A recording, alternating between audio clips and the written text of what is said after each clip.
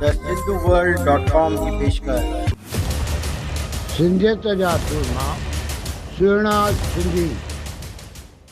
गॾियल भारत तोड़े सिंधी समाज वास्ते 13 अप्रैल जी तारीख़ सिर्फ़ु इन सबबु यादगार ऐं अहमियत वारी आहे छो जो 13 अप्रैल 1885 ते सिंध सख जे जारवार ॻोठ में रहंदड़ तीरथ बाई ऐं ताराचंद जे घर ॼावल बालक कंवर शल अहिड़ा ॿार ॼमनि जेके ॼमंदे ॼाम बणी जॻ खे रोशन कनि के हक़ीक़त जो जामो पहिराए ॾेखारण जी करामात करे ॾेखारी।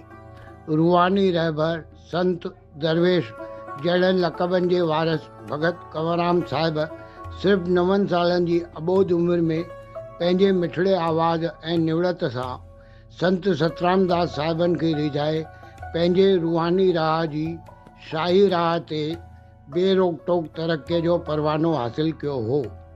भगत कंवरराम साहिब जी भगत जो मतिलबु हूंदो हो प्रभात वेले ताईं हलंदड़ गीत संगीत भक्तीअ जी रूहानियत भरी मजलिस, चाहे इहो राग सारंग ॻाइण ते मींहुं पवणु हुजे या मुअल ॿार जो जीअरो थियणु, अहिड़ियूं केतिरियूं ई करामातूं भगत सां जुड़ियल आहिनि।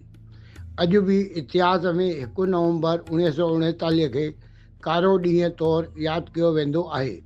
इन ॾींहं ते रुकड़ी ॻोठ जे रेलवे स्टेशन ते हलाई वियल गोलियुनि सबबु भगत कंवरराम साहिब जी शहादत थी हुई। वधीक जानकारीअ लाइ theSindhuWord.com। सिंधियत सुहिणी रहे। मां SP सर, गांधीनगर, कोल्हापुर।